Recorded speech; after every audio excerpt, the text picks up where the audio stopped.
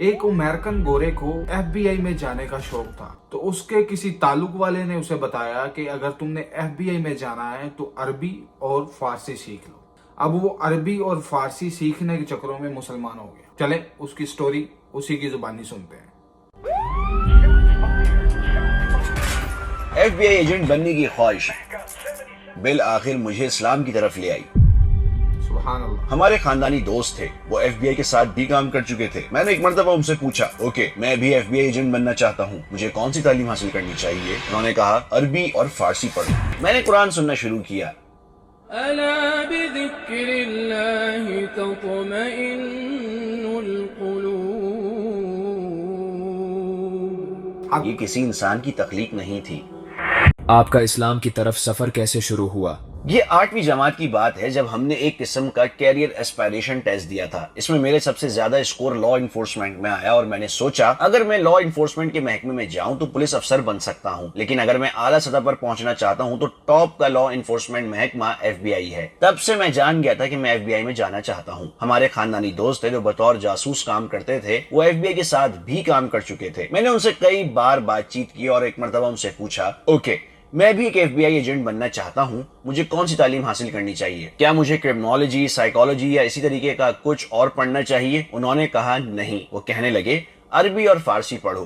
कहने लगे उन्हें फिलहाल अरबी और फारसी बोलने वालों की जरूरत है। अगर तुम उनमें से कोई एक या बेहतर है कि दोनों जबानें सीख लो तो इस इदारे में दाखिल होना बहुत आसान हो जाएगा। डार्टमाउथ कॉलेज में पहले साल में मैंने खुद को अरबी के मजमून का तालिबे इल्म पाया। अरबी के मजमून के लिए एक शर्त ये थी कि हम अरब कल्चर का तारुफ नामी कोर्स करें। वो मेरे पहले साल का मौसम सरमा था। मैं ये कोर्स ले रहा था और मुझे याद है कि एक दिन हमने इस क्लास में एक खुसूसी डॉक्यूमेंट्री देखी जिसका नाम था इस्लाम सल्तनत ईमान, और उसी वीडियो में अपनी जिंदगी में पहली बार मैंने अजान सुनी और मैंने इस डॉक्यूमेंट्री के कोर्स के दौरान उस क्लासरूम में कई बार उसे सुना। मुझे याद है कि न्यू हैम्पशायर के बर्फीले माहौल में चलते हुए मैंने कई दिनों, शायद हफ्तों तक महसूस किया कि मेरे इर्द गिर्द हर चीज गोया आजान की बाज़गश्त कर रही है। मुझे ये बाज़गश्त अपने अंदर भी महसूस हुई और यूं लगा जैसे मुझे किसी चीज की तरफ बुलाया जा रहा है। और उसी लम्हे के बाद से मैंने इस्लाम के मुतालिक तहकीक शुरू कर दी और ये अमल कुछ इस तरह शुरू हुआ। चलो इस बात को जरा समझता हूँ।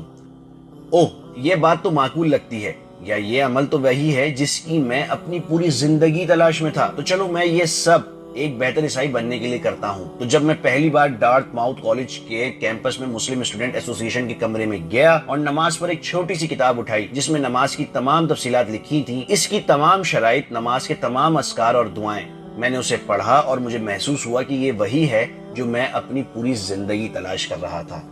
तो मैंने सोचा चलो सीखता हूँ, क्योंकि मैंने ऐसे पादरी देखे थे, ईसाई पादरी, जो बुद्ध मत के किसी अमल को या हिंदू मत के किसी पहलू को या योगा वगैरह की किसी चीज को अपना कर उसकी वजह से बेहतर ईसाई बने। तो मैंने सोचा चलो मैं मुसलमानों के इस अमल यानी नमाज को अपनाता हूँ और एक बेहतर ईसाई बन जाता हूँ। मौसम बहार की छुट्टियों में हम समंदरी तूफान कतरीना के बाद न्यू ऑरलिन्स एक मिशन सफर पर गए जहां हमने समंदरी तूफान से मुतासिर लोगों की मदद की। और इस दौरान जब मौका मिलता मैं प्रोग्राम के लीडर्स के पास जाकर पूछता कि आपको मालूम है मशरिक किस तरफ है, मैं किबला मालूम करना चाहता हूं ताकि नमाज पढ़ सकूं। और मैं देख सकता था कि वो मुझे अजीब नजरों से देखते कि ये बंदा क्या कर रहा है, एक ईसाई के तौर पर ही। हाँ, ये मेरे इस्लाम कबूल करने बाज़ाब्ता तौर पर कलमा पढ़ने से 2 महीने पहले की बात है। जब आप ईसाई होते हुए नमाज पढ़ते थे तो कैसा महसूस होता था? यूं महसूस होता जैसे वो छोटा लड़का जो जवाबात का तलबगार था और जिंदगी में मखसूस सवालात से परेशान था, उसे बिल आखिर राहत मिल गई और बिल आखिर उसे अपने जवाबात मिल गए। तो इस्लाम के मुख्तलिफ पहलुओं को अपनाने के 2 महीने बाद ओह ये अमल और वो अकीदा भी, चलो इन्हें अपनी ईसाई जिंदगी में अपना अकीदा और अमल बेहतर बनाने के लिए शामिल कर लूं।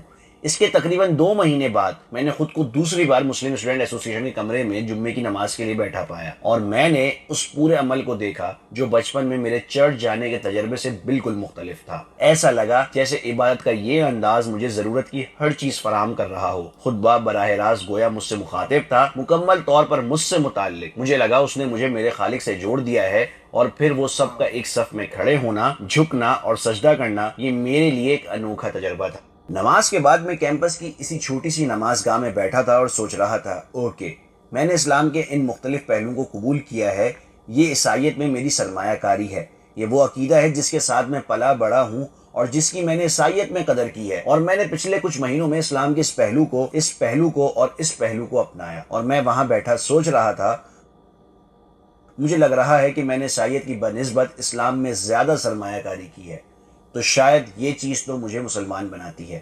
تو میں وہاں بیٹھا سوچ رہا تھا، شاید میں ایک مسلمان ہوں۔ تبھی میں امام کے پاس گیا اور کہا، میں مسلمان ہونا چاہتا ہوں، میں کلمہ پڑھنا چاہتا ہوں۔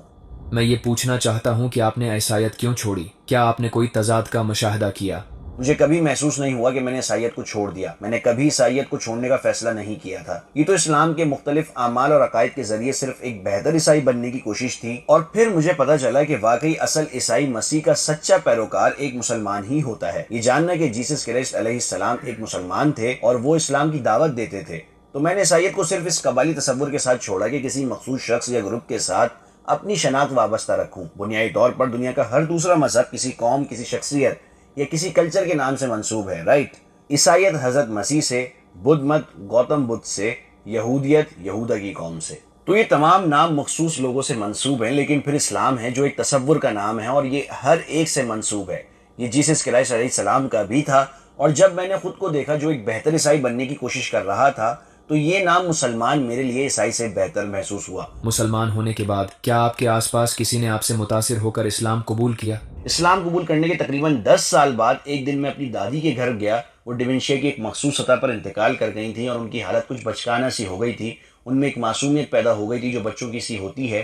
ایک دن میں ان کے گھر گیا، جیسا کہ ہم ہمیشہ اپنے والد کے خاندان اور بھائیوں کے ساتھ ان کے گھر جایا کرتے تھے۔ وہ بڑے غور سے مجھے دیکھ رہی تھیں اور وہ مجھے کہنے لگیں، تم اوپر کی منزل پر جا کر جو کرتے ہو میں بھی تمہارے ساتھ کرنا چاہتی ہوں۔ میں سوچنے لگا اوپر جا کر میں کیا کرتا ہوں، یہ کس بارے میں بات کر رہی ہیں۔ پھر مجھے یاد آیا کہ جب ہم گھنٹوں وہاں بیٹھے رہتے تھے اور نماز کا وقت آ جاتا تو میں معذرت کر کے اوپر جا کر ظہر یا عصر کی نماز پڑھ لیا کرتا تھا۔ وہ یہ بات نوٹ کرتی تھی کہ میں کس طرح وہاں جاتا اور پھر واپس آتا ہوں۔ تو وہ اس کی بات کر رہی تھی۔ میں نے کہا، اوہ آپ نماز کی بات کر رہی ہیں؟ کہنے لگی، ہاں وہی۔ میں نے کہا اوکے، آپ میرے ساتھ نماز پڑھ سکتی ہیں۔ تو میں نے انہیں اپنے پیچھے نماز پڑھائی۔ پھر ایک دن میں دوبارہ ان کے پاس گیا تو کہنے لگی، کیا ہم وہی کریں جو تم اوپر جا کر کرتے ہو؟ میں نے کہا اوکے۔ اور پھر میں نے کہا، دیکھیں کیا میں آپ کو اسلام اور حضرت محمد صلی اللہ علیہ وسلم کے بارے میں بتاؤں؟ کہنے لگی، او ہاں پلیز۔ وہ ایک نہایت ہی شفیق اور مبارک خاتون تھی، اللہ ان پر رحم کرے۔ میں نے ان جیسی پیاری خاتون کبھی نہیں دیکھی۔ میں نے انہیں اسلام کے متعلق سب کچھ بتایا، انہیں لا الہ الا اللہ کے بارے میں، ایمان کے بارے میں بتایا، اور یہ کہ اللہ کے سوا کوئی خدا نہ ہونے کا کیا مطلب ہے اور محمد صلی اللہ علیہ وسلم کون ہے، اور وہ سب کچھ ماننے کے لیے فوراً تیار تھیں۔ تو انہوں نے وہیں کلمہ پڑھا، انہوں نے ایمان کی گواہی دی۔ حضرت محمد صلی اللہ علیہ وسلم کی کون سی بات نے آپ کو سب سے زیادہ متاثر کیا؟ ان کی زندگی کے متعلق پڑھتے ہوئے مجھ پر یہ واضح ہو گیا کہ وہ ایک انسان ہیں جو ہر قسم کے الزام سے پاک ہیں۔ وہ زندگی میں ہمیشہ بالکل درست کام کرتے ہیں۔ میرے خیال میں یہ ایک بہت اہم بات ہے۔ میں ہمیشہ سے ایک پرفیکشنسٹ رہا ہوں، ہمیشہ درست کام کرنے کی خواہش رکھتا ہوں، اور جب اپنی کسی غلطی کا احساس ہوتا ہے تو بہت اپسیٹ ہو جاتا ہوں۔ لہٰذا اس عظیم انسان کے لمحہ بہ لمحہ زندگی کی بھرپور تفصیلات جاننا میرے لیے حقیقی شفا کا باعث تھا۔ یہ احساس پیدا ہوا کہ بہترین انسان بننے کا کیا مطلب ہے، اور ان کے حالات زندگی کو دیکھ کر، ان کے بارے میں روایات پڑھ کر، ان کے قصے سن کر، انہیں بطور انسان جان کر، مجھے ان کی پوری زندگی اپنے لیے شفا کا ذریعہ لگتی ہے۔ آپ نے قرآن کی کچھ آیات کے بارے میں بات کی جن کے بارے میں آپ کو یقین تھا کہ وہ اللہ کی طرف سے ہیں۔ کیا آپ اس کی ایک یا دو مثالیں دے سکتے ہیں جو آپ کے ذہن میں ہوں؟ میں ایک کلاسیکل پیانسٹ کے طور پر پلا بڑھا۔ میں اس میں خاصی مہارت رکھتا تھا، پیانو بجانا اور گھنٹوں طویل سولو پرفارمنس دینا اور چند مقابلے میں جیتنا۔ لہٰذا موسیقی اور آواز میرے لیے بہت اہم تھی۔ میرے خیال میں یہی وجہ تھی کہ اذان نے مجھے اتنی شدت سے متاثر کیا، صرف اس کی خوبصورتی اور سادگی کو سن کر، اور جب میں نے قرآن سننا شروع کیا تو میں جان گیا یہ کسی انسان کی تخلیق نہیں ہے۔ میوزیکل روایات میں پروان چڑھنے کے بعد قرآن کی تلاوت کی سادگی اور انفرادیت میرے لیے بالکل مختلف تھی۔ میں فوراً قرآن قرات کے فن کی محبت میں ڈوب گیا۔ لہٰذا سب سے پہلی چیز سے مجھے قرآن میں کشش ملی وہ اس کی حکمت سے بھرپور باتیں نہیں، بلکہ صرف اس کی آواز سن کر پیدا ہوئی۔ یہ مجھے کسی انسان کا کلام نہیں لگتا تھا۔ بھائی عدنان، آپ کے مخلصانہ جوابات کا بہت شکریہ۔ ہم نے آپ سے بہت کچھ سیکھا۔ اللہ آپ کو ان تمام کاموں کا اجر دے جو آپ اس امت کے لیے کرتے ہیں۔ جزاکم اللہ خیرن کہ آپ ہمارے ساتھ رہے۔ اللہ آپ کو بھی اس کا اجر دے۔ یہاں آنا میرے لیے بہت خوشی اور اعزاز کی بات ہے۔ آپ کا بہت شکریہ۔ عربی پڑھتے پڑھتے اذان سنتے وہ مسلمان ہو گیا، سبحان اللہ۔ اس نے کہا جو بدھسٹ ہیں وہ بدھا کو فالو کرتے ہیں، یہودیت یہودا کے قبیلے سے، کرسچینٹی حضرت مسیح کے بعد نکلی ہے۔ हम मोहम्मदिज्म नहीं है, हम अपने आप को मोहम्मदी नहीं कहते, मुस्लिम कहते हैं। हमारा दीन इस्लाम है अल्लाह की तरफ से। हमारा दीन किसी इंसान या किसी नबी के बाद नहीं शुरू हुआ, जैसे कि अक्सर लोगों की यही गलत फहमी है कि इस्लाम नबी अलैहिस्सलाम के बाद आया। नहीं, इस्लाम की तकमील नबी अलैहिस्सलाम ने आके की।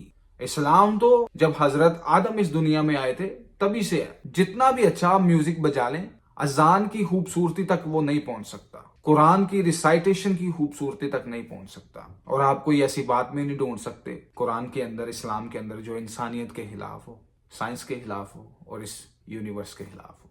इसीलिए आप देखते हैं दूसरे मज़ाहिब से लोग जो गौर फिक्र करते हैं कि जिनको अल्लाह हिदायत देता है, वो इस्लाम में देर या जल्दी आ जाते हैं, जैसे कि ये भाई और इनकी दादी। सुभान अल्लाह। अगर आपको ये वीडियो अच्छी लगी, लाइक करें, सब्सक्राइब करें। मैं आपसे मिलूंगा अगली वीडियो में। अल्लाह निगहबान।